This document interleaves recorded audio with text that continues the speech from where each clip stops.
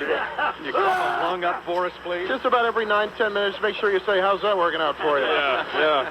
Oh, really? What does he say? I'll be darned. Yeah, I'll be darned. Oh, that's great. Where's Sid? All right, Chris. Thanks. I'm sorry Sid's not here, but I guess he's having another tough time. Is that what I? Yeah, he's relapsed. Oh no, he's It's Friday. Oh, it's Friday. It's just up. All right. Well, let's Chris. Thanks very much. So we got a good Bernie. What do we got going on this morning? We got Pat Buchanan coming up in just a few minutes. We got a whole cast of Rabbi Mark Gelman. We got Howard Feynman. Howard Feynman called me yesterday and he said, "Oh yeah, I can't wait to get on the program and point out what a mistake this was for you." My wife is listening this morning, so I have to be careful. And so who else do we have? So we've got Pat Buchanan, Rabbi Gelman, and Dan Abrams, Danny Abrams, a good friend of mine. Chris is coming And Chris up. Matthews later. Yeah. So this is shaping up to be a pretty good program. You sound like you're on crystal meth. You're so wired. You're just like He's a happy man now. What did you get? My God, it's only 6:30. And more to come.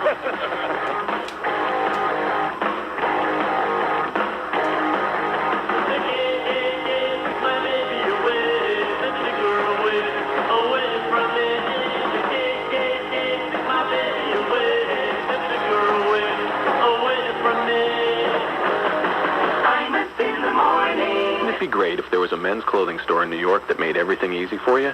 The kind of place where salespeople don't... Joining the program now is MSNBC contributor and former White House official, Patrick Buchanan. Good peasant stock. Both Imuses are in hospitals in different parts of the country. Excellent. But Fred had the abdominal aortic aneurysm corrected. And I learned in a discussion with the I-Man, actually with Mrs. Imus, that he is fine and that they were able to correct the condition by the insertion of a stent, and thereby did not actually have to do, a major incision and all of that sort of stuff. So Fred is going to be fine. Lots of insertions for the Imus brothers. Listen, I tell you what, dragging something out and sticking something in. So, ever a regular day for these guys? honest to God. We got just about 20 seconds left. So again, guys, thanks very much, Bernie and Lou, and for having me. And You want me to read you something else from New York Magazine, by the way? no, you are unbelievable. So who are we talking to next? The guy's in a coma for most of the show, and all of a sudden he hits me with that. Oh, wait a second. Here it is. He's There we leaving, and go. now he's going to shoot at us. Thank you, David. You were filibustering. It is 3 minutes now after the hour. Whether you're under pressure to hire an entry-level employee for your ambitious small business or rushing to recruit a senior-level manager for a Fortune 500 company, the New York Times classified section is one of the quickest, smartest, and most effective ways to advertise for a rainmaker, an assistant, or whatever hard-to-find one-in-a-million person you might be searching for. Which is why so many resourceful human resource directors, as well as record-setting real estate brokers and sales goal-achieving automotive dealers, know to call 1-800-AD-TIMES to quickly, easily, and lucratively advertise in the New York Times. If you'd like to profit from the Times' uniquely powerful and impactful combination of print and online advertising, viewed by an audience renowned for being well-educated, well-heeled, and, looking to get down to business, call 1-800-AD-TIMES right now to speak with one of our representatives. The New York Times, putting the class in classifieds. If your mattress is causing you any pain or suffering at all, what I'm about to say could hold the solution. First, find time tomorrow to visit Sleepy. It's the day to take advantage of Sleepy's incredible one-day sale. You like saving lots of money? Sleepy's will beat any other store's advertised price on the same or comparable mattress by 20%, or you get the mattress free. We'll even meet the price on Stearns & Foster, Masterpiece, and Dormo Diagnostics. Choose from the best selection of mattresses in America. 16 major brands. Get delivery everywhere, every day. Plus, you can finance your purchase and pay no interest for 12 months. Terms and conditions apply. See store for details. Plain and simple, when you shop Sleepy's one-day sale, you're going to get Sleepy's mattress buy of a lifetime. That's tomorrow only. Come in now to preview our one-day sale or call 1-800-SLEEPY. 1-800-SLEEPYS to shop by phone. Online at www.sleepys.com. Trust Sleepy for the rest of your life. It is now 5 minutes past the hour. This Imus in the morning with David Gregory, and we just thank David in our local news segment, and I thought it would be apropos that we say thank you to David Gregory, NBC News White House correspondent. The longest goodbye. And basically, the reason I want to do this is because otherwise I don't think he's going to leave. Yeah. So long. There's a plane waiting. Let's go. Guys, thanks very much for taking care of me this morning, and has it been fun for you guys, or no? Because I'm low key to deal with. Because first thing in the morning, the last thing you want is somebody who's just raring to go out of the gate. Yeah. And you were anything but that. Okay, so how's it going? And now David's got to go catch a plane. Okay, guys. Thanks. Thank you very much, Mr. All right. Gregory. Appreciate it. You're the man. You're the man. You are the man. Can you call in like 3 more times on the way to the airport? Open the plane. So guys, how's it going down there? Hey, how did it go this morning? Really? What'd you think? I'm at the bridge now. Thank you, David. All right. It is now 6 minutes past the top of the hour. Time for a little national and international news. And a story that captured David's attention this morning. And how? President Bush, standing firmly behind his nomination of John Bolton to become the new U.S. ambassador to the UN, but published reports this morning, the Times, the Washington Post, and so on, reporting that former Secretary of State Colin Powell has weighed in privately with at least a slightly different point of view. The Times and the Post saying that Powell spoke with a couple of senators who've had reservations about Bolton's interpersonal skills, people skills. Sources say Senators Chuck Hagel and Lincoln Chafee both chatted with Powell. It is not clear which side initiated the conversations. Powell reportedly said that Bolton is competent, but nevertheless, and a smart guy, but nevertheless, a politically problematic appointment. Mr. Powell, of course, Secretary of State under Mr. Bush for nearly 4 years, and reportedly had told associates in 2004 that he was looking forward to returning to private life, but he was described by some associates at the time as hurt that Mr. Bush, in selecting Condoleezza Rice as the new secretary, did not ask Mr. Powell whether he wanted to stay. And told of these accounts about these telephone calls and everything provided by Mr. Powell's associates, a spokeswoman for Mr. Powell said in an email that, quote, to be precise, General Powell has returned calls from senators who wanted to discuss specific questions that have been raised. At least certainly the clear implication there, the inference to be drawn, is that he himself did not initiate the phone calls. Also in the headlines this morning, 2 more American service people have been killed in Iraq. The U.S. Marines say the troops, members of the 2nd Marine Division, perished in a bomb attack yesterday in Ramadi, about 60 miles west of Baghdad. Today, Iraqi police say at least 8 people were killed in a blast at a Shiite mosque in the Iraqi capital. A police colonel says the blast hit during midday prayers. He says others were wounded, but there's no confirmation of that, and U.S. officials have not as yet commented on the report. Yesterday, the commercial helicopter crash in Iraq, total of 11 people dead and 6 of those Americans. Insurgents on a rebel Iraqi website say they are responsible, claiming they murdered also 1 crew member who survived the crash, and a video of that murder is online. The chartered flight is believed to be the first civilian aircraft shot down in Iraq since the U.S.-led invasion opened 2 years ago. Nevertheless, at a Defense Department briefing, Pentagon spokesman Lawrence DeRitta says the Iraqi people are taking charge of their country. There's a very good relationship between the Iraqi government, as there has been, and the coalition commanders. There's a strong desire, both in the country as well as in the region, to let the Iraqi government determine what is being said publicly, to step back, if you will.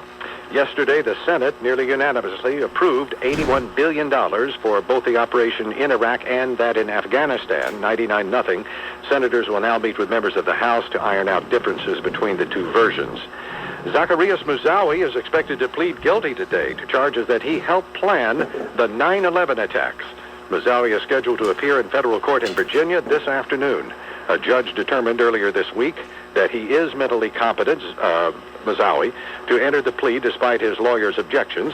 9/11 Commission member Timothy Romer says Moussaoui was a missed opportunity for the United States and a mistake by Al-Qaeda. He says an FBI investigation was initiated August 15, 2001 into Mr. Moussaoui. And an FBI agent in Minneapolis starts to put some of these clues together, that this guy is flying a simulator that he's interested in doing something probably based on his jihadist extremist beliefs. Romer was on NBC's Today Show program. Sources close to the case said prosecutors have not offered a deal, and Mazawi could still face the death penalty as a consequence. President Bush is praising young people who devote time and energy to preserving natural spaces.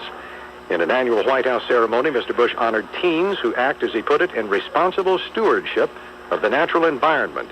Today is Earth Day, and the president will spend the occasion taking part in events in the Great Smoky Mountains National Park. I'm going to Tennessee in honor of Earth Day to help volunteers restore the trails at Cades Cove. Looking forward to getting my hands dirty. Looking forward to getting outside of Washington.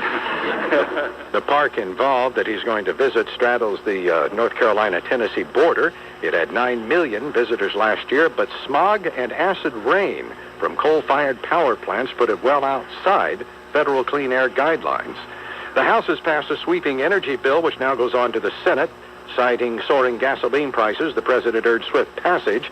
The Republican legislation provides several $1 billion in subsidies and tax breaks for energy companies and also opens an Alaskan wildlife refuge, ANWR, to some oil drilling, the coastal plain area of ANWR. Democratic opponents call it a corporate giveaway that will do nothing to reduce the nation's dependence on foreign oil. And California Democrat Barbara Lee called the legislation an environmentally irresponsible bill.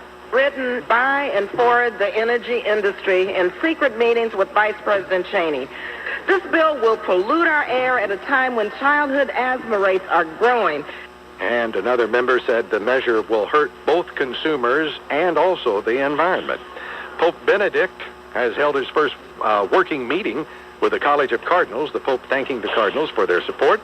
Vatican and Roman authorities are gearing up now for another flood of about 500,000 dignitaries and faithful and just the curious for Benedict's inauguration on Sunday. Italian civil protection officials estimate about 100,000 people from Benedict's native Germany will be flocking into Rome. Meantime, a spokesman for Rome's Jewish community says Benedict invited the city's chief rabbi to the inauguration event. While the rabbi will be busy with Passover and unable to attend, the spokesman says the invitation, quote, brought with it surprise, pleasure, and hope for the future. The woman who says she found that, you may recall, the finger in the bowl of chili from Wendy's, she has been arrested. Police in San Jose, California say she was arrested at her Las Vegas home last night. However, they're not giving any further details about the matter until a news conference that is scheduled later today. Ana Ayala told authorities she found this finger in her Wendy's chili while eating at the restaurant in San Jose last month. She had said she intended to sue, later backed away from that assertion. Wendy's denies that the finger came from any connection with the food chain in the processing or there at the restaurant or whatever. And now, in fact, this woman has been arrested, and details of what led them to do that coming out later today in a news conference. Now, some of the top stories right now, this Imus in the Morning. It is 13 minutes now after the hour. Hey, Chuck, why don't you and Howdy Doody pipe down so we can get Reverend Al on here?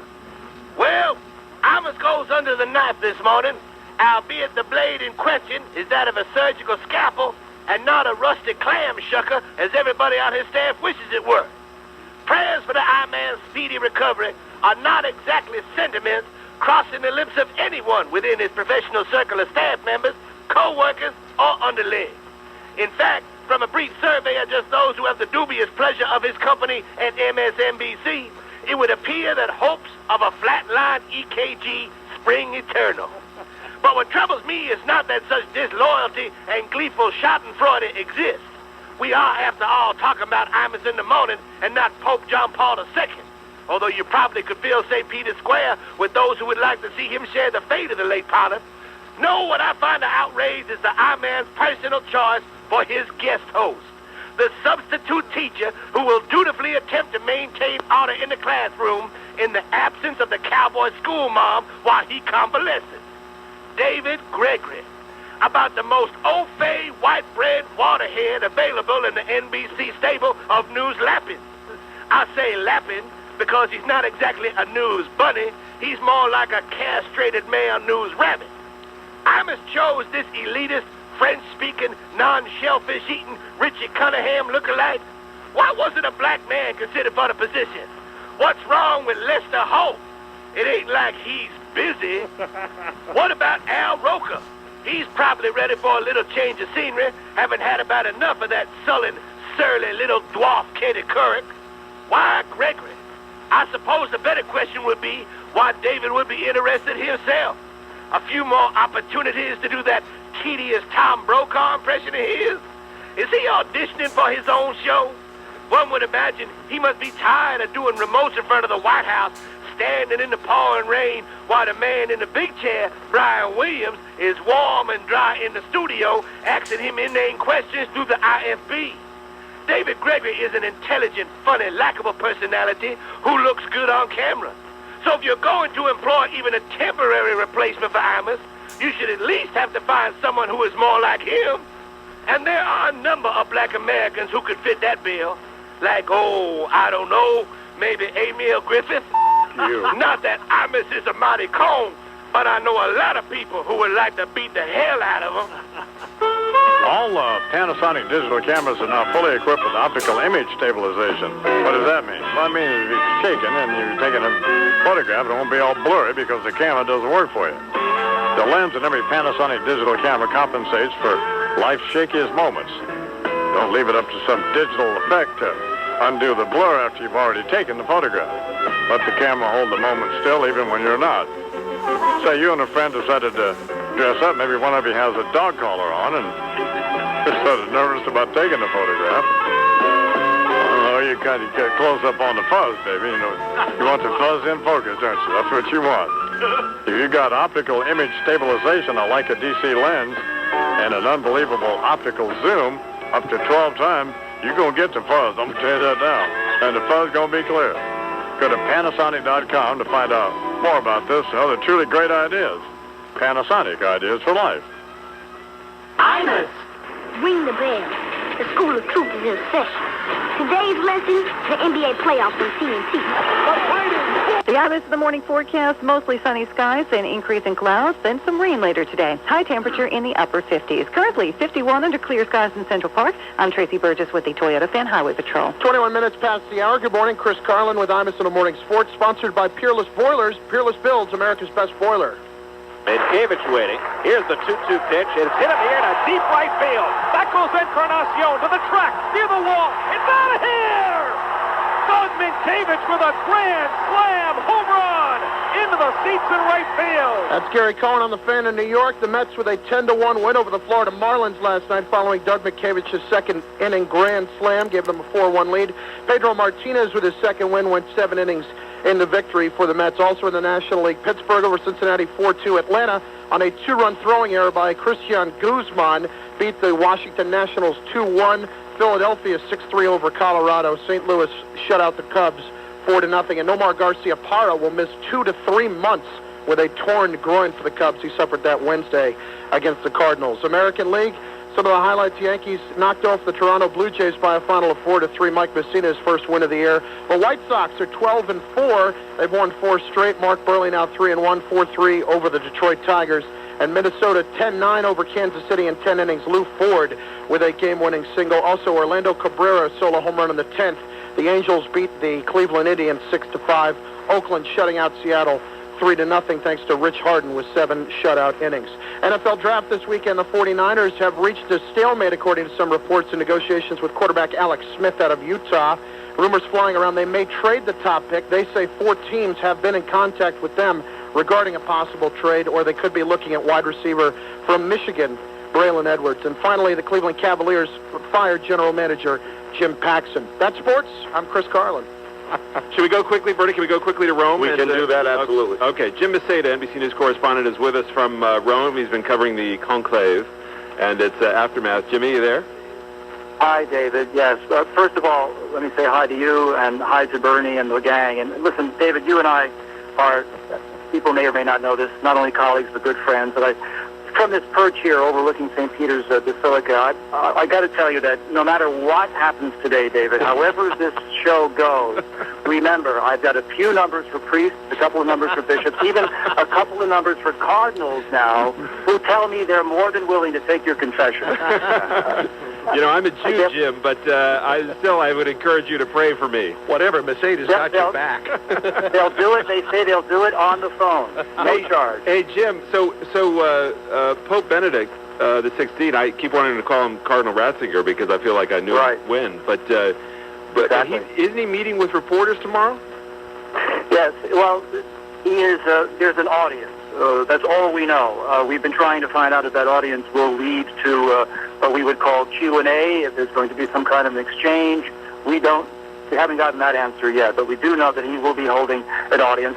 We recall the first audience that John Paul II held with the press. That was very lively.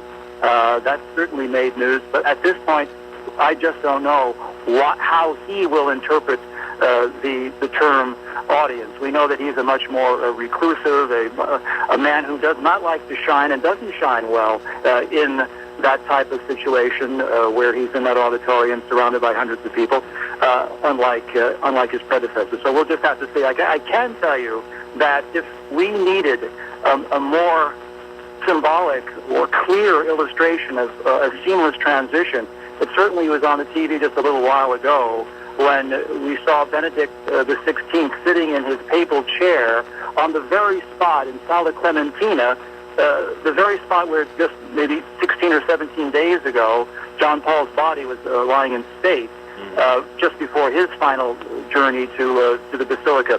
He was there. It was a brief session, the very first working session, if you will, with his cardinal electors. He spoke for about 3 or 4 minutes in 3 or 4 different languages, basically thanking the cardinals for their support, and then spent the next hour exchanging words with them and greetings. But it's interesting now. The press, we're in day 4 of his papacy, and the Italian press is now coming out with a lot more detail on what actually happened behind the scene. And just to cut to the chase, though the image we had was one of a very humble, overwhelmed Cardinal Ratzinger when the word came, in fact, he was working extremely hard and boldly and aggressively to get those votes. Jim, we only have 4 hours here on the program, but I want to... That was a preface to say that I wanted to bring up the... You think you know a guy? We only have a couple of minutes, is all I'm saying. But Jim, because you're a Jew and we're talking about the Pope. No. Oh, that's nice. No. But Jim, one of the things I've noticed, you see it a lot in some of the European press, is that some of the criticism of him is turned pretty stark now. About his past association as in Hitler Youth, etc. This is weighing pretty heavily, isn't it? Well, it's weighing heavily on those who don't like, and Catholics and non-Catholics who don't like, who are disappointed by the election of Cardinal Ratzinger, and there are many of them. A recent poll in Germany, I think it was in the Bild magazine, suggested that up to 40% of Germans were against this election, and 25% were only for. So even in Germany, there is controversy over that. He himself has spoken many times on his association with Hitler Youth. He was 14 at the time. It was obligatory, and he had to do it like every other teenager. Then he was drafted. That, of course, was obligatory as well. Drafted into an anti-aircraft unit where he says he never fired a shot. And then, and this is confirmed, he did desert from the German army, from the Wehrmacht in 1944, was picked up by U.S. forces and then held as a prisoner at the end of the war. So he's dealt with it before. People bring it up. The anti-Ratzinger forces, during the conclave, no doubt, were pushing it hard in the press. But I don't think it's something that's going to weigh heavily now. It's much more its policies today. All right, Jim Maseda from Rome. Jim, thanks very much. And on line 6 now, I guess we're taking a couple of viewer phone calls, right, Bernie? And this is a guy named John Imus? Don Imus on the phone. Hi, Don. Hi, David. How are you? I'm fine. Don, I just want to say at the outset that our prayers and our thoughts are with you this morning. You are. You really are a horrible person. No. Just all I would encourage you, just don't at the moment. Just don't turn around. Don't be, because we know that thing doesn't have full coverage. Can I just say at the outset that I really feel for you, because this whole mic thing. I mean, it's really uncomfortable. You know who's sitting next to me here? What? What's that? I said, do you know who's sitting next to me here? No, I don't. Bob Wright. Oh, he is? Yeah. Oh. And you're fired.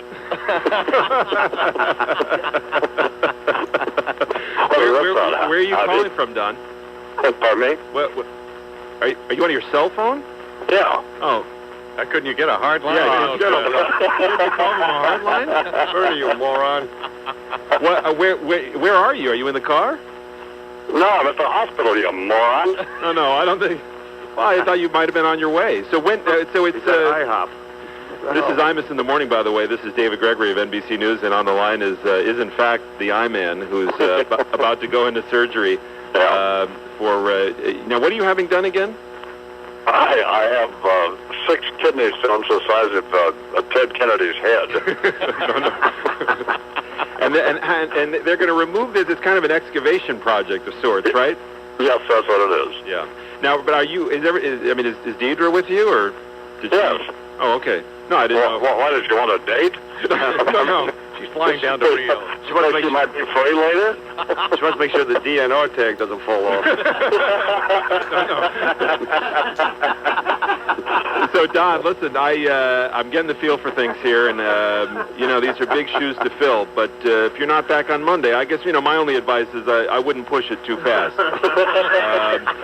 And what I didn't realize before I actually sat down in the chair, Chuck, is that there is a clapper here. I didn't realize that because when you fall over. Wow. You really are a horrid person. These headphones hurt my ears too. Do they hurt your ears? No, they're. That's a shame. I don't have big howdy-doody ears, so no, they don't. Did you see the shirt that I'm wearing? I don't know. Are you in front of a TV or are you're calling? No, I'm not. Oh, okay. It's a blue tablecloth Dilio. Yeah, the infamous blue tablecloth check shirt. Hey, I-Man, have you changed clothing yet, or? I mean, are you? Yeah, they told me I put my pajamas on backwards. Oh, dear God. Again? That's an image that... All right, so what are the chances we'll hear from you later? None. Really? Yeah. We got kind of a full program here, but I just want to make sure. I think we can make room in a couple of spots. I mean, the last thing I want to do is be presumptuous. I mean, this is your chair. This is your show. Yeah. I'm getting off my phone. 31 minutes now past the hour. This Imus in the morning, and that is the opening bell of the New York Stock Exchange, brought to you by Leventhal, stocks for bond buyers, bonds for stock buyers. Dow opening at 10,218 this morning and change after yesterday's big run-up of 206 points. I don't see what it's doing at the moment because we're a little bit early. At any rate, here are a couple of the headline stories we've been following. The only man indicted in the U.S. in connection with the 9/11 attacks is due to plead guilty today. Zacharias Mazawi tried to plead guilty in the past only to rescind the offer, and he could be sentenced to die. 24 Muslim men facing a Spanish court today on charges tied to al-Qaeda. 3 of them are charged with helping plan 9/11. Iraqi police say at least 8 people are dead in a car bombing at a Shiite mosque in Baghdad. Former Secretary of State Powell meeting with senators to talk about President Bush's nominee to be ambassador to the UN. Powell is the only former Republican Secretary of State not to sign a letter supporting John Bolton. And Rome preparing for a surge of perhaps 100,000 people just from Germany alone this weekend, with the installation of Pope Benedict coming up. And the lady who says she found the finger in a bowl of Wendy's chili is now under arrest. Police in San Jose, California say she was detained last night at her home in Las Vegas. Woman had considered suing Wendy's over this finger matter, later dropped the idea, and now she has been arrested. And those are some of the headline stories at 33 minutes now after the hour.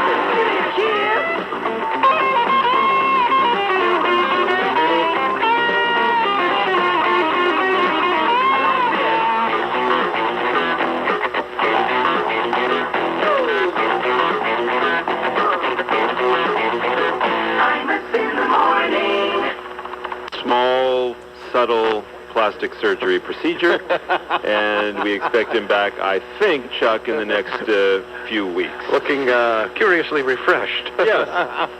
The Imus in the morning. The Imus in the Minning Business Report is brought to you by the New York Stock Exchange. Idiot. That'll be fine. Wait a minute. These earphones really hurt. I mean, I got this huge instrument in front of me, and I got the whole earphones. Wouldn't be the first time. What about the microphone? Oh, that'll be fine. Next week, Headwaters Incorporated Chairman and CEO Kirk Benson will ring the opening bell to celebrate its... Hold on, let me be like Imus. Kirk Benson will ring the opening bell to celebrate its transfer. Is it hot in here? Is it? God, I mean, what? Well, somebody talk while I'm coughing.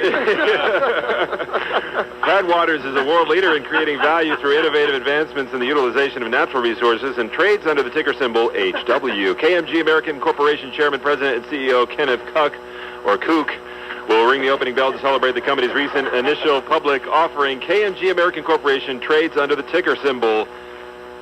I can't read. This is a bad copy. I can't read it. La la la la la la la. Joining us now from CNBC is the esteemed Ron Insana. Good morning, Ron. Good morning, G-Man. How are you? I'm all right. Thanks for coming on the program. How do you think it's going so far? Sorry? Is it going all right? Yeah. You're a very funny man. Very tall man. Good-looking guy. I spent a lot of time with you, as you know, in the last. Yeah, well, Ron. So, Chuck, week. Ron comes down to the White House this week to interview the president. He did a very interesting, if limited, interview with the president on financial matters. When the White House correspondent can't get the interview with the president, they get very, very upset I know. Sir, about gas prices. Listen, it was a great interview, and I don't think you tried to get too much mileage out of it. I mean, you only had it playing for 4 consecutive days. Coming up next on Power Lunch, more of our interview. That night, huh?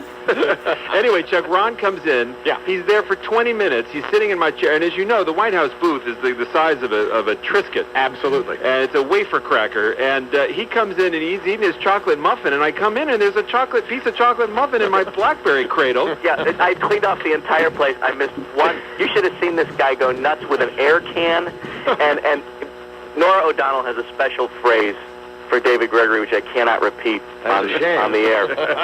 He's spraying down everybody's keyboard. Oh, my God. And he's getting tense. I can see him tensing up. Yeah. And no, it's just my ears hurt. Have you ever worn the... Well, you do I'm not talking about now. I'm talking about the other day when I was at the White House. Yes, I've worn those headsets. I do a radio show every weekend, as you know, on the Westwood One Radio Network. It's in 107 stations around the country. Be fine, Ron. And 9 of the top 10 markets. Yeah, it's a good show. You should listen to it. Did you interview the president this week, too? Yeah, I did. It's going to replay on the radio show on Saturday. Maybe we could talk about what's happening in the markets, Ron. Well, if you'd asked me about it, we might have done that. But there's actually a lot. So it was down, but yesterday was a good day, right? Yesterday was a great day. We were up 206 points on the Dow. In fact, had we gone up another 4 points, they would have triggered program trading restrictions, which would have been the first time in years that the market had moved that much, that they would have actually kind of slowed down program trading. It was a very good day. We're not sure if it's a one-day wonder, and it was just a snapback because the market had fallen so far so fast and was just due for a bounce, or whether investors are really changing their minds about how they feel with respect to the economy and growth down the road. The big question recently is that there has been worries that we've hit a soft patch in the economy, and so we've slid pretty dramatically. And yesterday, as you can see, you're watching MSNBC, the Dow was up 206 points, the NASDAQ up 48.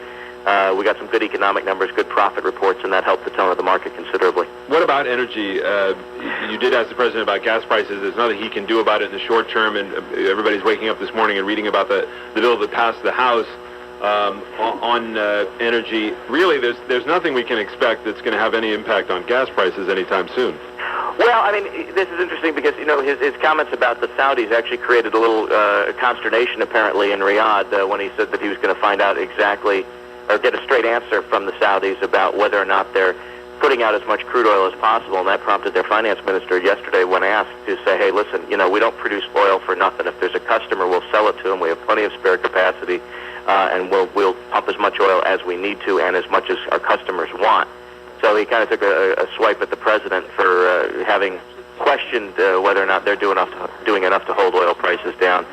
And you're right, in the short run, there's very little that can be done, although the president can, as you know, relax restrictions on reformulated gasoline and make it easier for gasoline to be produced. But you can't build another refinery in 5 minutes. You can't, take oil out of Alaska in 5 minutes. You can't create new supplies overnight. And so we may be stuck with these high prices for a little while. Hopefully there'll be some event that comes along that brings them back down. All right, Ron. That's it?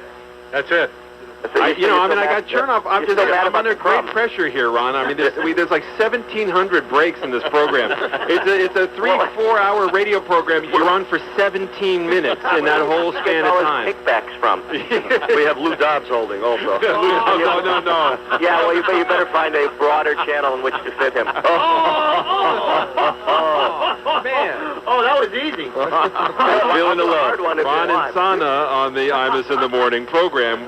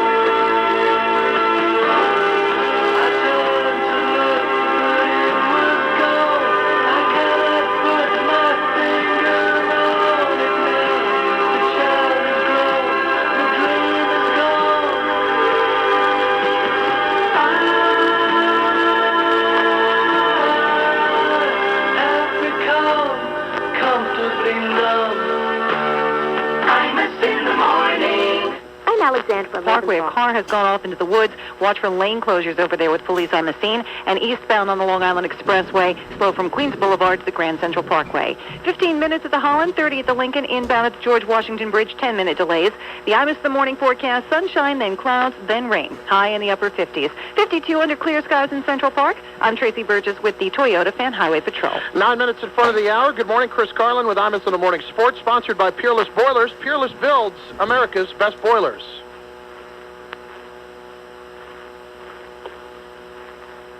American League last night, a little problem with the tape, but American League last night, the Yankees knocked off the Toronto Blue Jays by a final of 4-3. You would have heard Bernie Williams' RBI single that made it 4-0, but unfortunately not. And as a result, the Yankees give Mike Mussina his first win of the year and sweep the two-game set from the Toronto Blue Jays. Also, American League White Sox knocked off the Detroit Tigers 4-3. Mark Burley now 3-1 as the Sox moved to 12-4 on the year. Lou Ford, a game-winning single in the 10th inning. Twins knocked off the Royals by a final of 10-9. The Red Sox shut out the Orioles 1-0. Matt Clement, 8 shutout innings for Boston. Tampa Bay 3-2 over Texas. DeJuan Brazelton with his first win after a 7-game losing streak. The Los Angeles Angels of Anaheim, as ridiculous as the name is, knocked off the Indians 6-5 thanks to a 10th inning solo home run by Orlando Cabrera. And the Oakland A's 3-0 over the Seattle Mariners. Rich Harden with 7 shutout innings. National League, Mets 10-1 over the Florida Marlins thanks to a Doug Minkiewicz grand slam. Carlos Beltran with a 2-run homer as well. Pedro Martinez, 7 innings of strong baseball to win his second of the year. Pittsburgh 4-2 over Cincinnati thanks to Jason Bay, 3-for-4 with a home run. Atlanta 2-1 winners over Washington. A 2-run throwing error by Christian Guzman gave the Braves the win late in that game.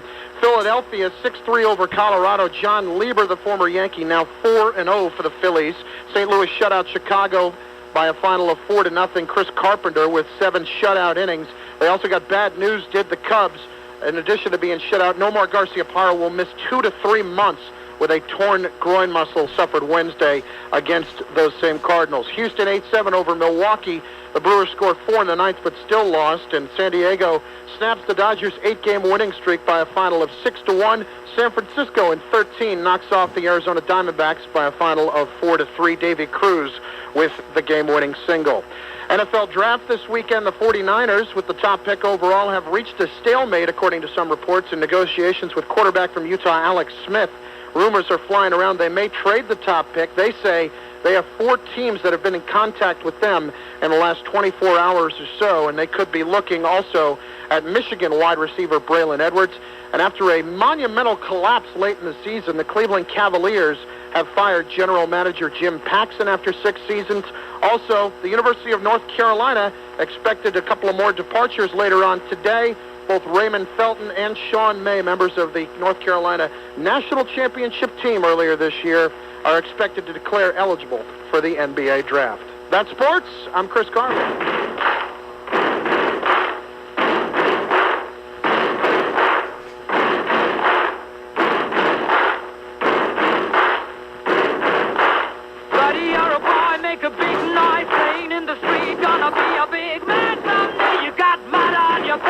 You big disgrace, kicking your can all over the place, singing, we will rock you.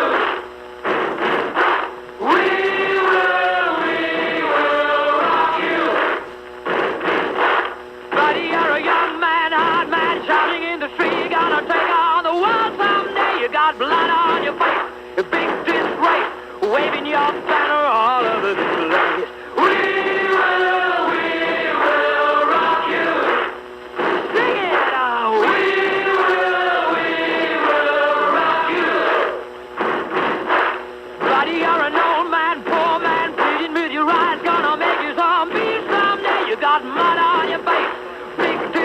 Somebody better put your bag into your place.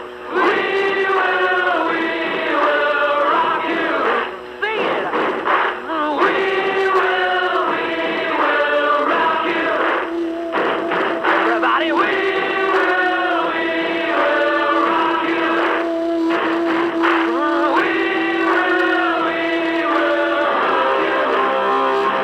All right.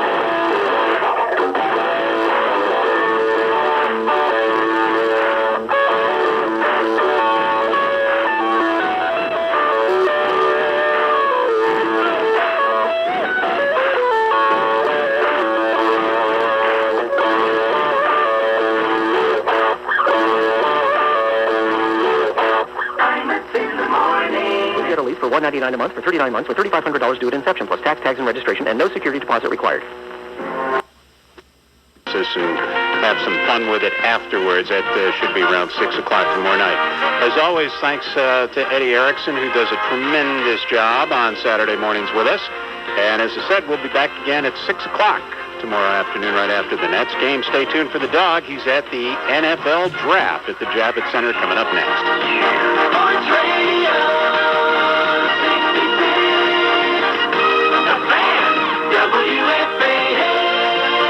Only one radio station has Imus in the morning, Rosenberg and Beningo in midday, and Mike and the Mad Dog in the afternoon. And you're listening to it right now. Your flagship station for New York sports. The Fan, Sports Radio 66, WFAN New York, an Infinity Broadcasting Station. WFAN 2020 Sports. Good morning. It's 10 o'clock. This is Erica Herskowitz. 1-2 pitch. Cutter hit in the air to deep right field. Back goes Keehan on the... I'm Erica Herskowitz with 2020 Sports on WFAN, the flagship station for New York Mets baseball. New York Life, built on the foundation of financial strength, integrity, and humanity for over 160 years. New York Life is the company you keep. Chris Russo live from the NFL Draft is brought to you by Nissan and your local Nissan dealer and Danka Office Imaging, serving your digital document needs. Chris Russo. Sports Radio 66.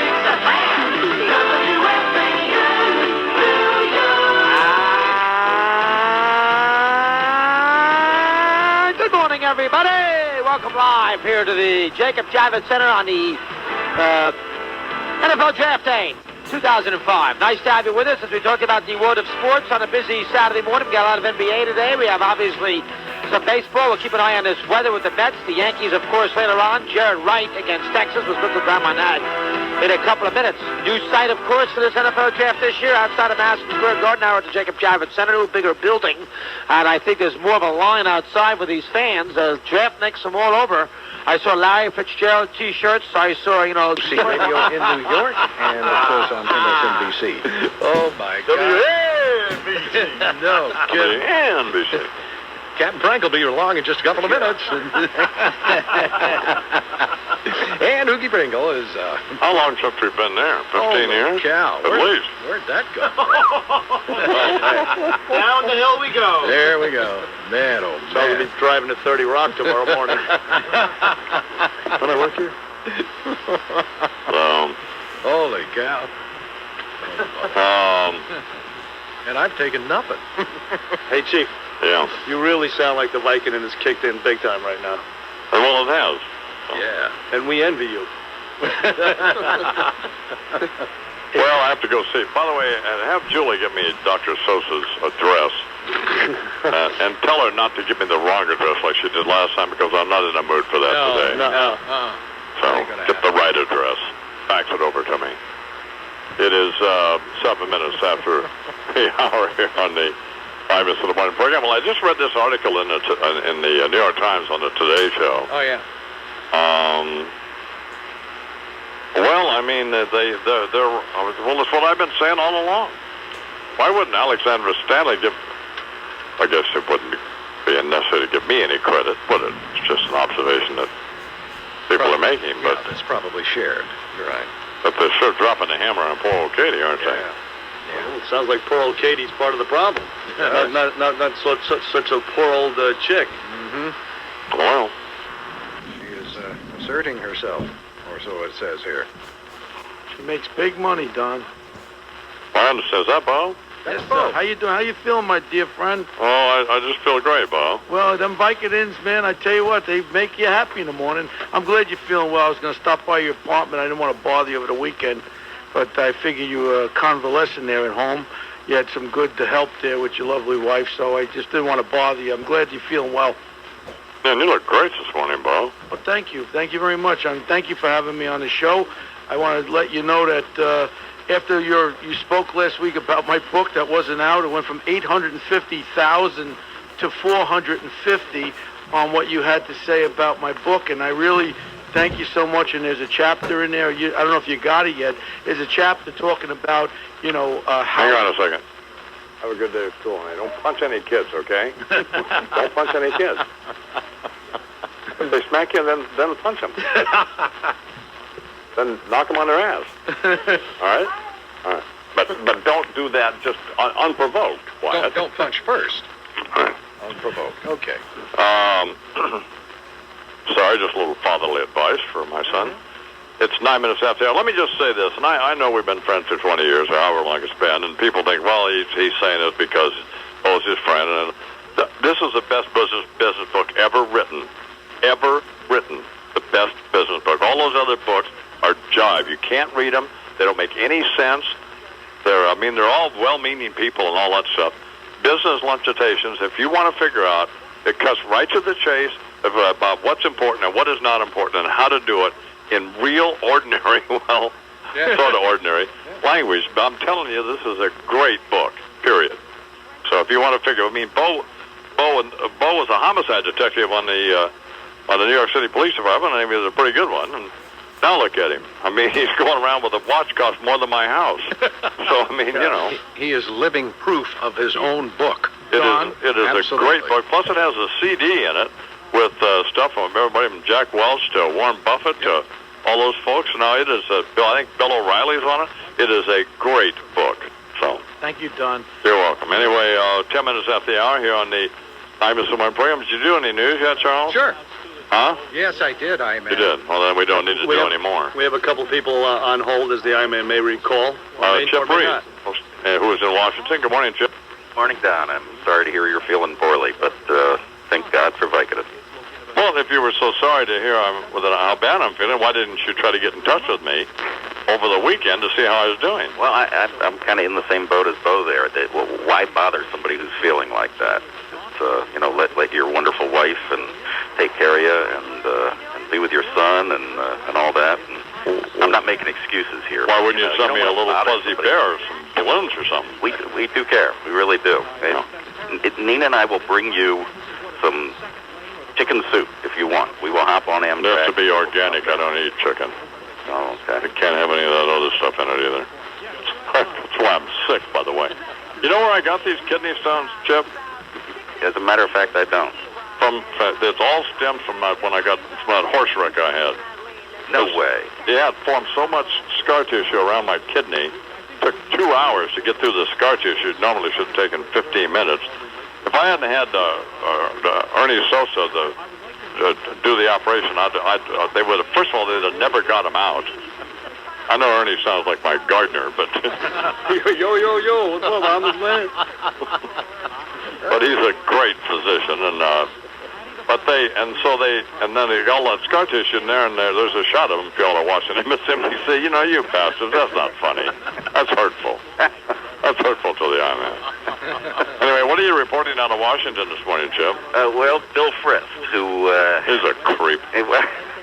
He's actually kind of a nice guy to talk to in person, but he comes across as a little cold and calculating at first. But I think when people read NBC News in Washington, it's a quarter after the hour. We'll talk with Bo Dietl and David Gregory.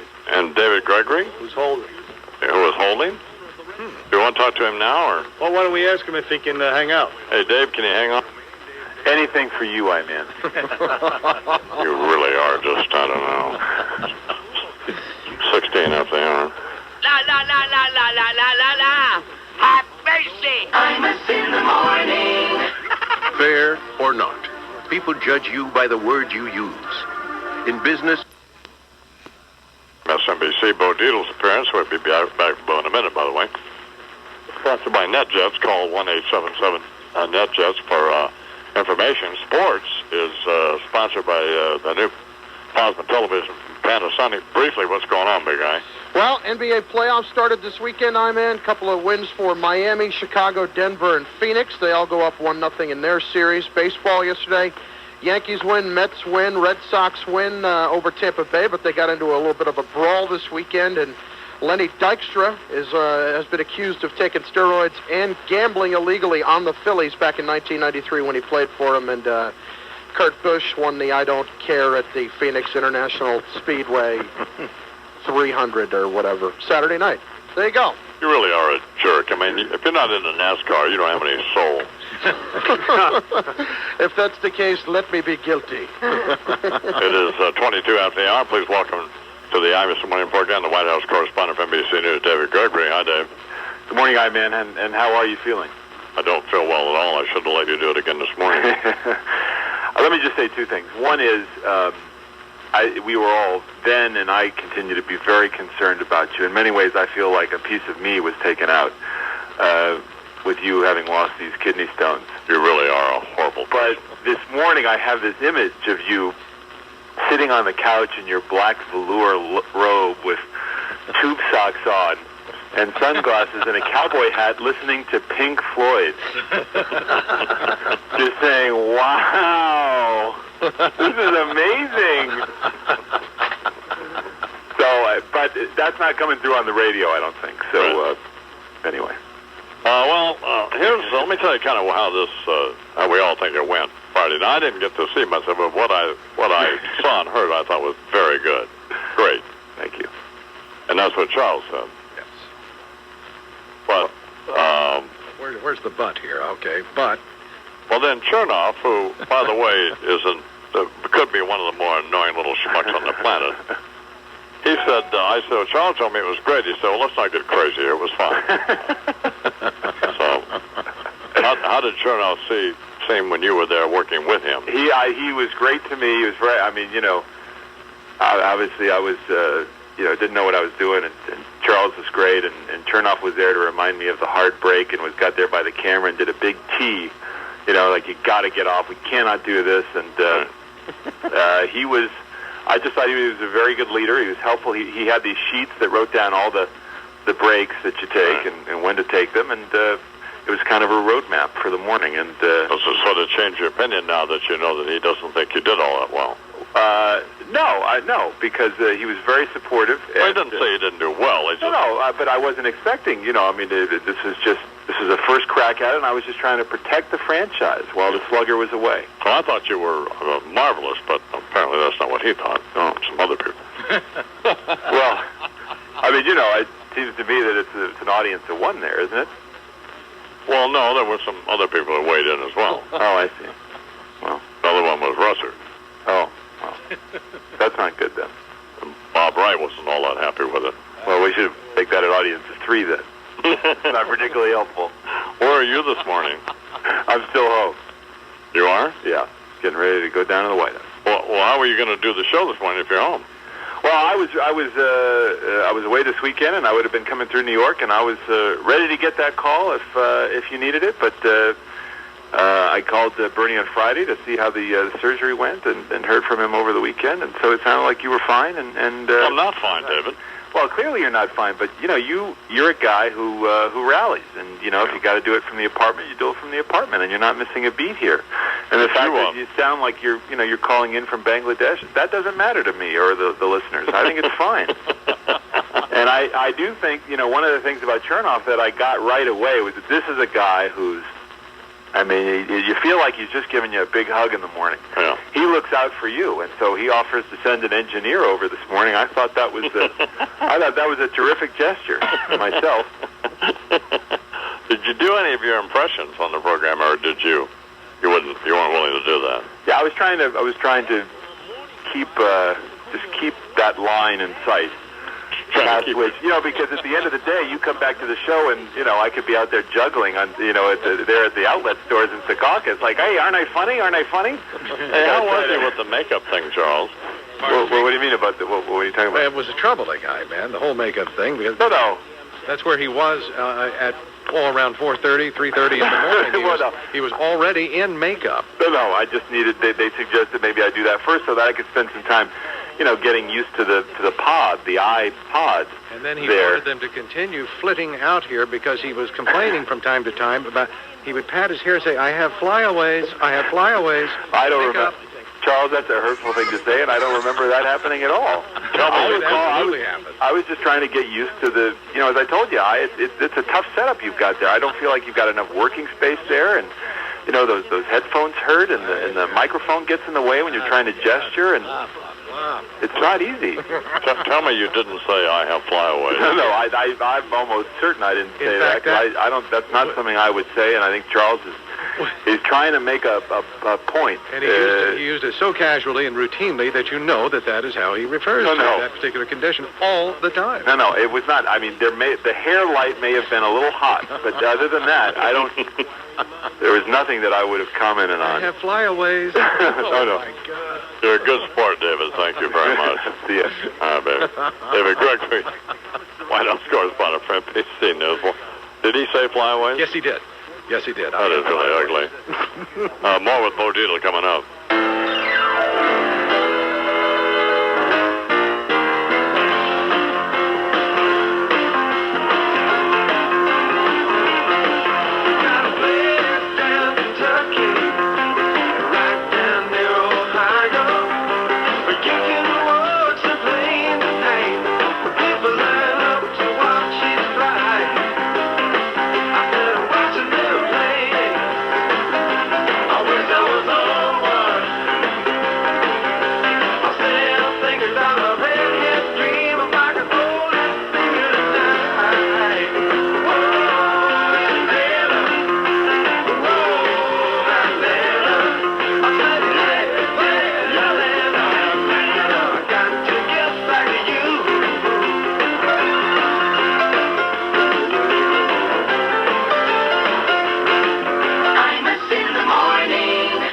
Home delivery of the New York Times.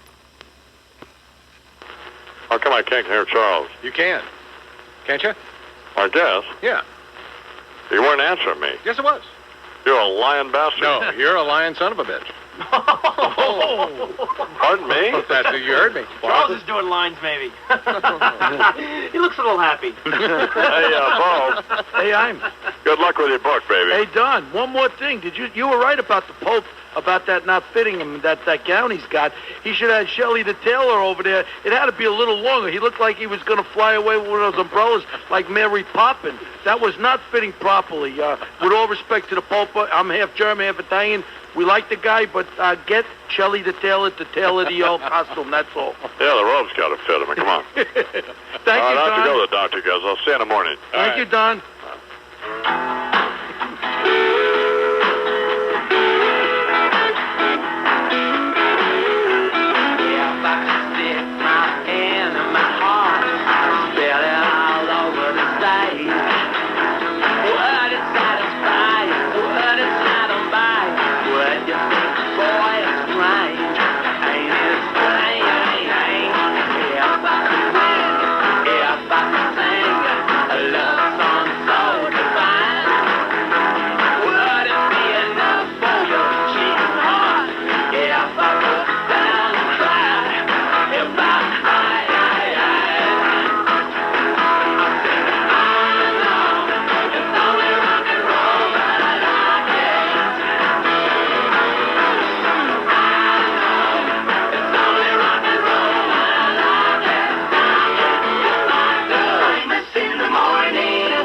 You look different. I had the about at the UN. Jammed in Florida. According to witnesses, the skydiver hit a wing of the plane that he had just jumped from. The impact severed both of this individual's legs at the knees. He managed to land, however, he died later because of the dramatic impact of those injuries. There were too much, and he died later when they were able to get him to a hospital. Imus in the Morning News time is now 10 minutes past the hour. Hello, it's me, AG the AG, Alberto Gonzalez, Attorney General of the United States, here to assess the recent performance of David Gregory, the respected newsman, as ersatz I-Man. I'm here, I assume, because I am somewhat of an expert on torture. You see, Don Imus is ill. Not exactly news, mind you. In fact, there would be banner headlines if this pussy were ever to admit that he actually felt good. I mean, the wind blows too hard, and this pendejo's lungs go down like Jenna Jameson on Rocco Siffredi. But now, he's in for surgery for kidney stones the size of cantaloupes, if you believe this maricon the way he complains about it. And so Gregory was his go-to guy du jour.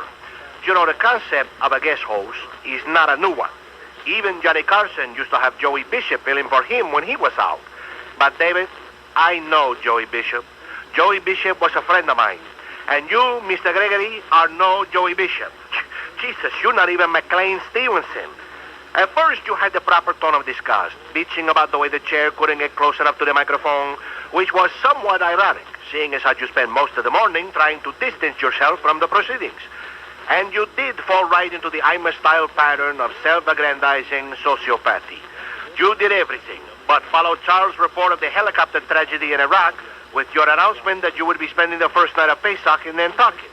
But if you're really going to feel the boots of the rancherman, you must remember, tragedy is not a continually mounting tsunami death toll. Tragedy is not being able to get the TiVo at your penthouse to work correctly. You didn't complain nearly enough. You didn't get it done. You didn't once call anybody a fat loser. The word Tamarisol never crossed your lips during the entire program. Where was your assertion that you was a Christ-like figure? Where was the blood vessel-busting rant about MSNBC and the incompetence of your staff? Where was the tubercular coughing fit? You gotta work on it, Davey. Because one day, the big chair's going to be empty, and we're gonna need another ass to fill it. And that ass may as well be you.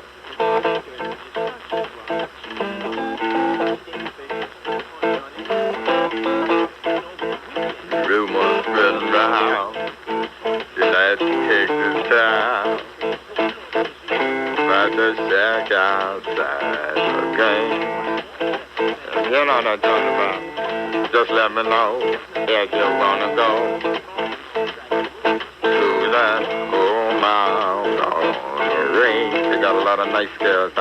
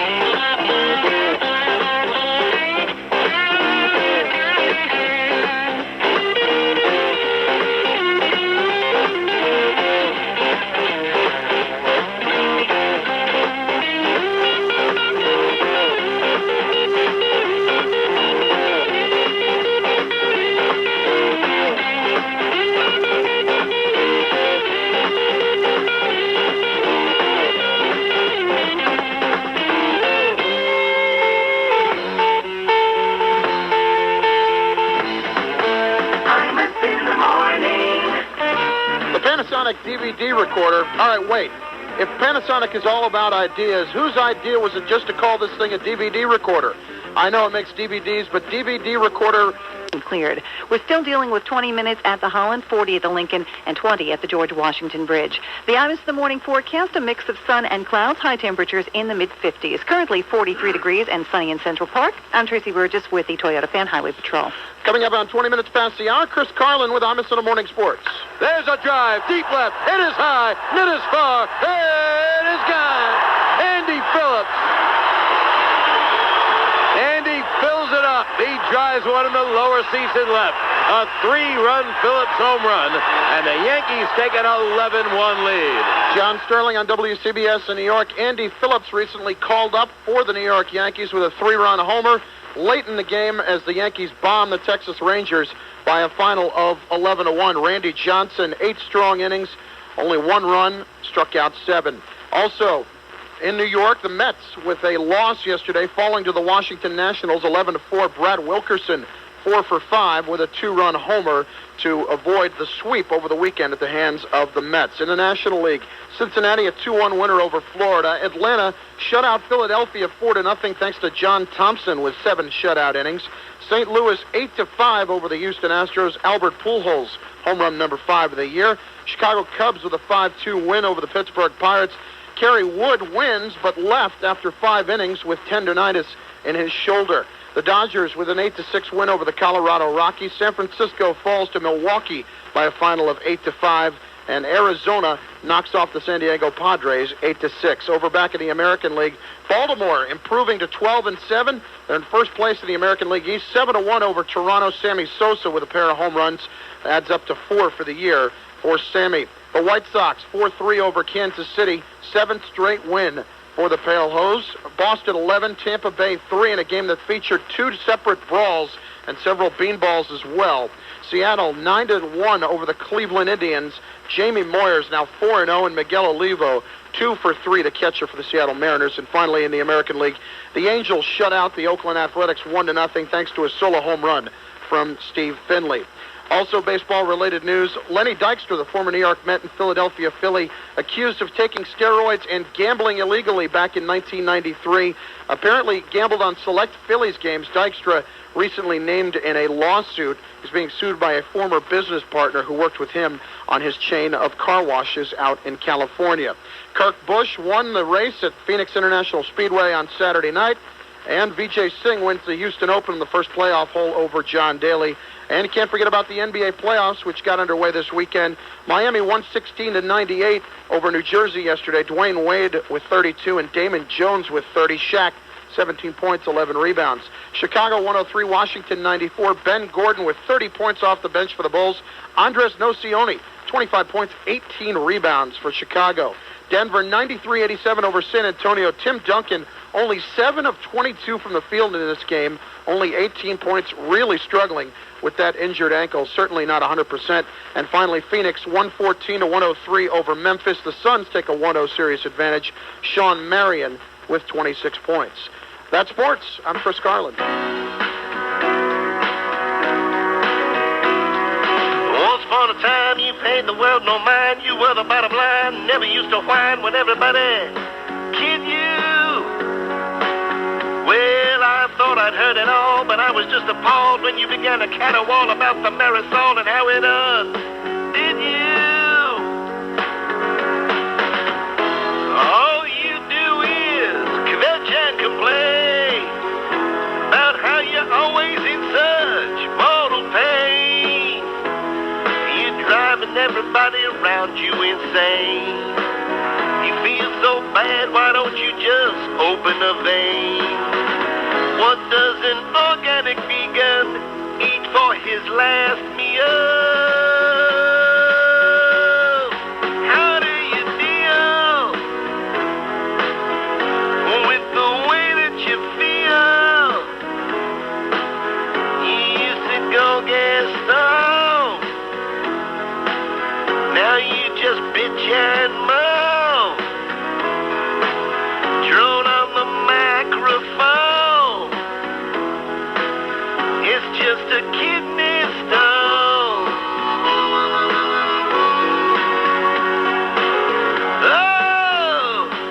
Back in the 70s, your only real disease was if there was an illicit substance. Well, I bet you were abusing it.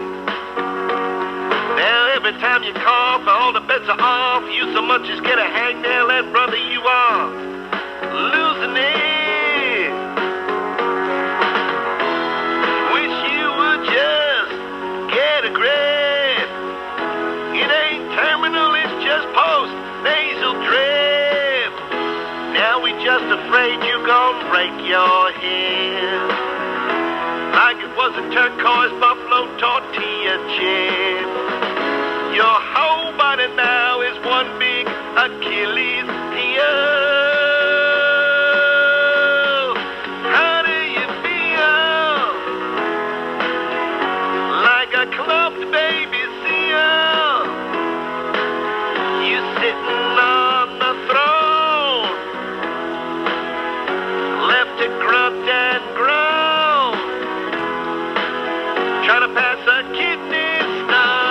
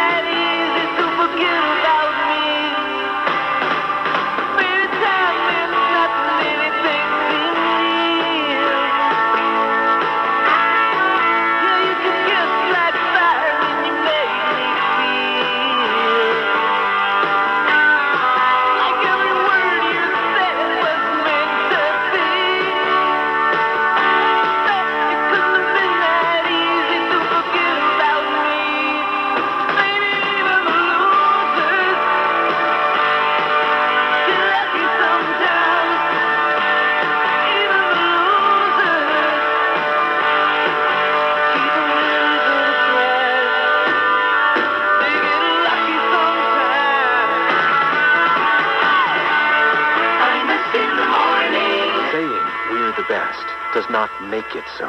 One reason Westchester BMW will never say we're the best. That's your call, not ours. And Westchester BMW clients have already spoken, making ours the only BMW center of excellence in New York. NASDAQ up better, almost 10.5.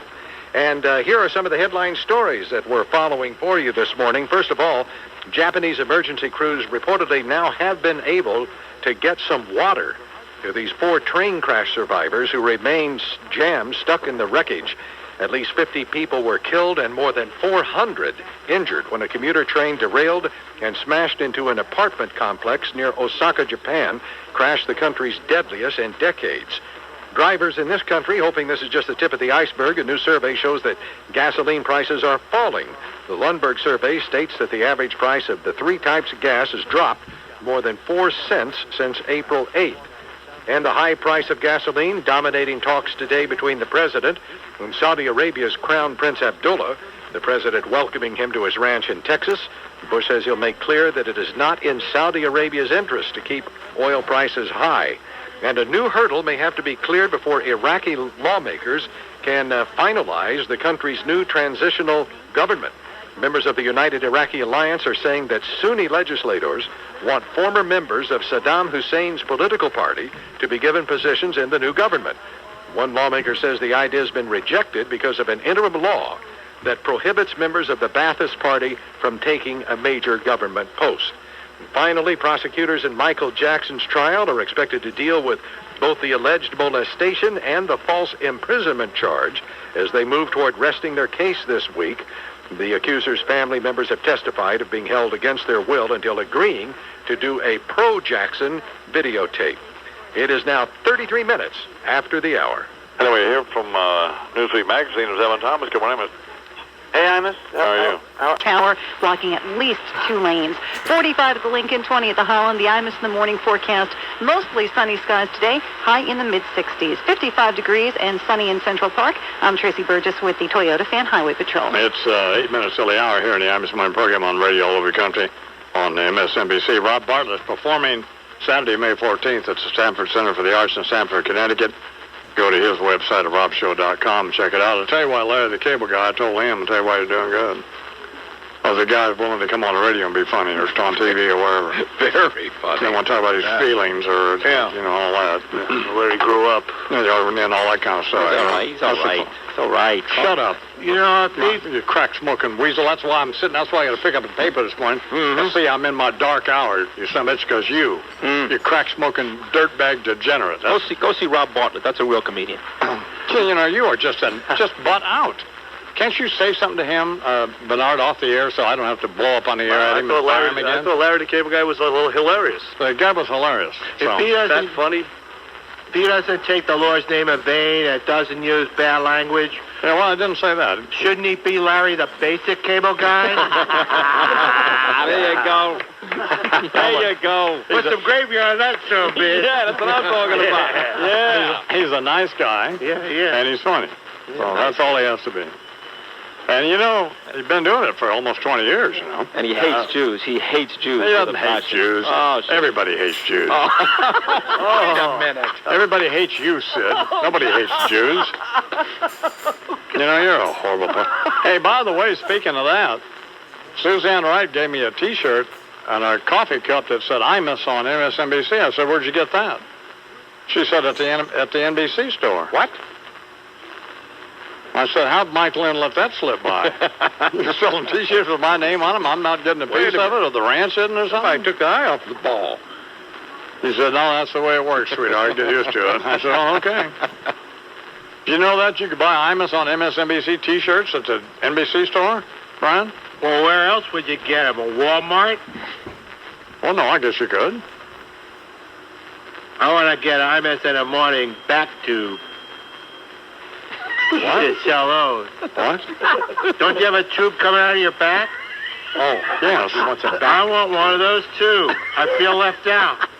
Well, the tube is coming out Thursday. It would come out sooner, except Dr. Sosa has to operate on people Tuesday and Wednesday. That's what he told me. What's it for? Because they had to operate on me. For a second, I thought you got cable. Larry, the Cable Guy, hooked you up for HBO. Hey, I have ESPN. I know the scores for it even comes on. That's great. I got up early this morning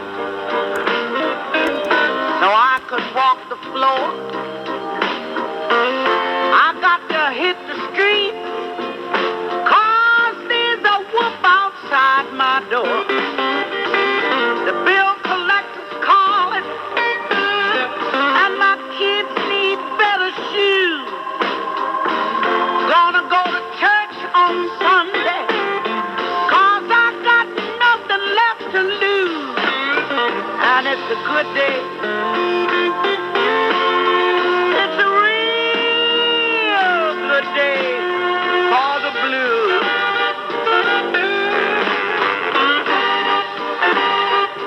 Imus in the morning. The city's in financial trouble.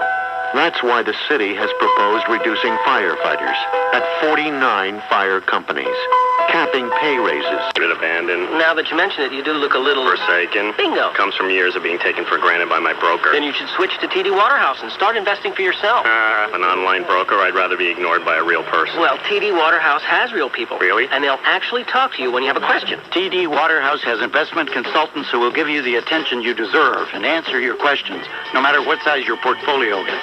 You can do this. Switch to TD Waterhouse, the alternative to higher-priced brokers. You know, you look different. Respected, esteemed, empowered. Oh, yeah. Honored, loved, adored. Stop, the commercial's over. Ended, finished, finito. I'm out of here. Switch to TD Waterhouse today and get a month of free trades. Just call 1-800-TD Waterhouse. That's 1-800-TD Waterhouse or visit tdwaterhouse.com/radio. 5 minutes. Waterhouse Investor Services, Inc. Member NYSE SIPC. Comparison based on survey of standard equity commissions as of 9/10/04. Services vary by firm. Offer valid for new customers only. Other conditions apply. 5 minutes after the hour here on the Imus in the Morning program on the radio all over the country on MSNBC. Monday through Friday, 6 to 9 a.m. Eastern Time. Here in our dark hour. Yeah. Oh, Lord. Yeah. Amen. We're in our dark hour. Pray for us. Should stop playing with yourself. This is slightly over the top, isn't it? Imus's dark hour. Yeah.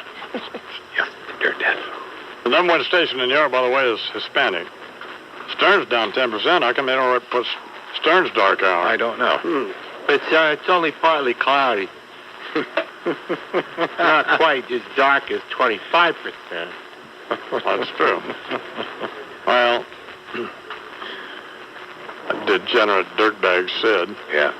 He's not even in the studio now. Sitting right here. Oh. Sitting right here, my man, and I've taken responsibility for the fall in ratings, and I apologize. Well, that's not good enough. What else would you like me to do? Kill yourself. Mm-hmm. No, I don't know. No, we don't want him to kill himself. Just attempt it. But just recover. Alert us before you do. Yeah, attempt to do it. You know what would be great? What's that? If tomorrow morning you could start a little after 6 a.m. Eastern Time and barricade yourself in the studio there and threaten to kill yourself. And we could spend the entire morning trying to talk you out of it.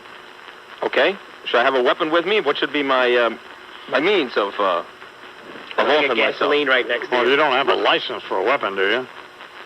No, that never stopped me before. No, but douse yourself in gasoline and hold a lighter up. Oh, I think just bring a bunch of... well, of course, you were going to jump before, weren't you? Yes. Yeah. You can't jump in a basement. Yeah. You have to jump up. Get up on the console. Threaten to jump off. I don't know. What? You got any ideas? Razor blades. Razor blades. Right. We could do that. This way we get a lot of blood, we rush to the hospital, you're okay, and we have something to talk about for a couple of days afterward. Yeah. All right, I'll do it. That's a team player. Well, we don't actually want you to slit your wrist. Oh. Just threaten to. Speak for yourself. Well, you could nick yourself a little bit, like you a could. finger prick. Give yourself a really bad paper cut. All right, here's Chuck with the news. Good morning, Charles. What it am I, man? You know what I'm going to do? I'm going to tell you what I'm going to do. What are you going to do? Right here on your show. What's the deal? It is coming up at 8 minutes after the hour. I'm going to take a Vicodin and see how long it takes to kick in, because my back is killing me. How much you weigh? 162 pounds. How much have you eaten today? I haven't eaten anything. Okay, 3.5 minutes. Crush it up and snort it. It's 8 minutes after the hour now, but we got to see when you actually ingest the pill. Oh, boy. That's like Pavlov's dogs, man. My mouth just started to water. These are only the 500 milligram. I have about 500. Yeah? 750, but I can't take those anymore. Make sure you don't take the little blue pill by mistake. I'll tell you what this one... This negates the little blue pill, though, I'll tell you what this one will do. This is manslaughter on a wiener. Won't put lead in your pencil? Put some Jell-O in your pencil. Oh, man, you're walking around with a limp noodle. That ain't good. Well, these whole buggers. All right, here we go. Coming up on 9. I'll take it as at 9 after. Yeah, Got 10 seconds. Take it at 5. Okay, here we go. 4, 3, 2, 1. Swallow. It probably wasn't a good idea to drink the vodka right after that. That's water, Brian. Oh, yeah, I know. You used to say that in the 70s, too. I did used to say that. Oh, how are Brian you? Wilson here with us this morning. Get her done. I like old Larry. Why don't we get Larry to call in every day? Funny guy. Yeah, right now Rob will just steal his act. So. Why don't you get Larry to do the sports? I wonder where we could get him to do that. Oh, maybe tomorrow? Here's Chuck with the news. Morning, Chuck. It's being reported today that American troops nearly captured Iraq's most wanted fugitive back in February, but Abu Musab al-Zarqawi managed to escape. But it was close, according to ABC News. The soldiers did manage, though, to glom onto Zarqawi's personal computer and arrest his driver. His BlackBerry got that. The official said that Task Force 626, this covert group assigned to find Zarqawi, got his video phone, learned that he was planning a secret meeting. And, of course, his iPod. I wonder what's on his iPod. I don't know. Exactly. They learned he was going to have a secret meeting in Ramadi. They set up roadblocks. Soon a car approached and was stopped. But down the road... This is stupid. Wait a minute. Down the road, a pickup truck following behind this car... Let me guess. Pickup truck slams the brakes on. Yeah. Whipped a Huey there. Whipped a Huey. And took off. And sped away. Hot damn. Put gravy on that son of a bitch. Americans gave chase.